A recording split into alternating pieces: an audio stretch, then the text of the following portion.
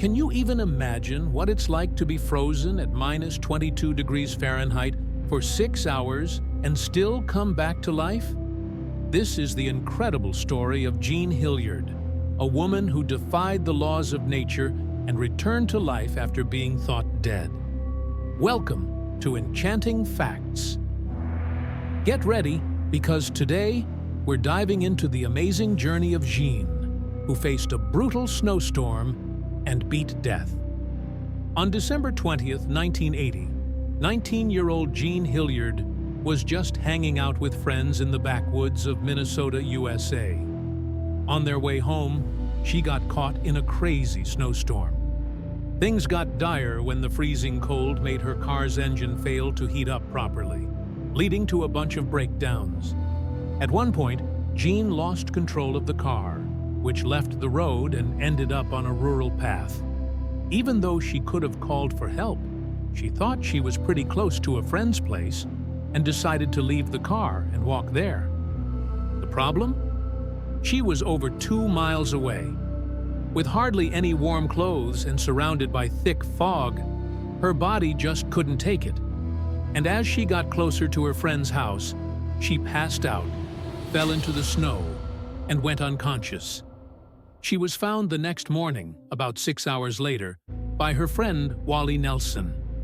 When Wally stepped out, he saw footprints in the snow and decided to check it out, finding Jean sprawled in a ditch, in temperatures around minus 22 degrees Fahrenheit.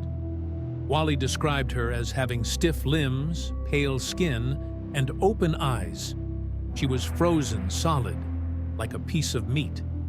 He quickly rushed her to the hospital, where the medical team faced a shocking situation. Jean's body was so rigid they didn't need a stretcher. 2 people carried her into the ER, one holding her feet and the other her shoulder. Dr. George Suter, who treated Jean, said her body was cold and completely solid, like fresh meat taken straight from the freezer. The doctors initially thought she wouldn't make it, or, if she did, she'd probably lose both legs. The only vital sign she had was a pulse reading just 12 beats per minute, well below the normal range of 50 to 90. Still, the medical team didn't give up. They wrapped her up in heated blankets and electric blankets to help warm her up. As her temperature started to rise, they managed to take off her pants and noticed that her skin was completely dark from the waist down. This usually is a bad sign, suggesting recovery might be impossible. Hours later, to everyone's surprise, Jean woke up and started talking.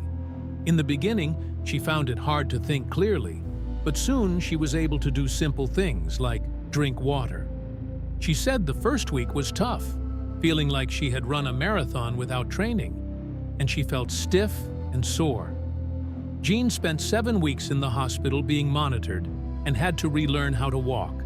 But after that, she made a full recovery. Today, Jean Hilliard is 62 and leads a normal life with no lasting effects from her ordeal. At the end of 2023, she had an interview with Fox 9, where she reminisced about her experience, saying, "It was like someone had turned off the lights." The intriguing question remains, how did Jean Hilliard survive? She's not the only person in the world to survive freezing, even though these cases are super rare. Experts explain that death in freezing temperatures usually happens because water expands when it freezes. This expansion can damage body tissues, and ice crystals formed in the wrong places can puncture the body. But in Jean's case, she was lucky. Even though she was about 10 degrees below the safe temperature, her body was warm enough that the water inside didn't freeze. Probably because of this, her blood vessels just cooled down, causing her muscles to become extremely stiff, like a corpse. In controlled environments, lowering body temperature can slow down metabolism and oxygen needs, delaying the dying process and keeping the pulse low for a while. This is similar to what happens with some animals that developed adaptations to survive in cold climates, where they can protect themselves from freezing and dehydration. While humans don't have this ability, there's a concept called cryonics, which aims to freeze people without them actually dying. The idea of preserving human bodies to potentially revive them in the future has intrigued humanity for a long time.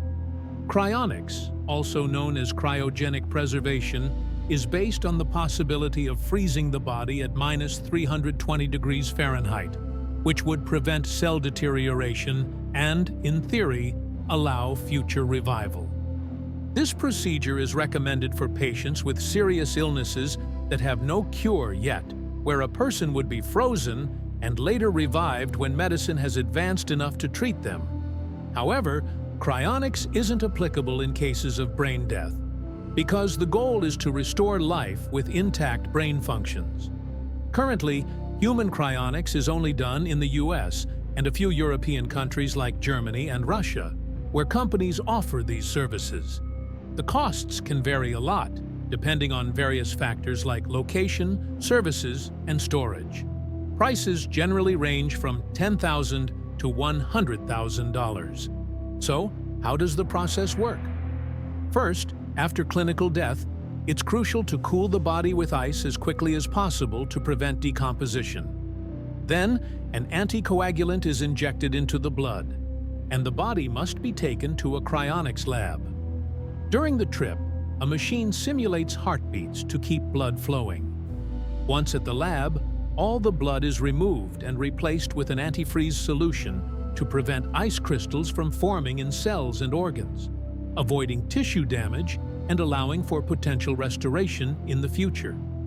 Next, the body is placed upside down in a hermetically sealed metal tank filled with liquid nitrogen, where the temperature is slowly decreased until it reaches -320 degrees Fahrenheit.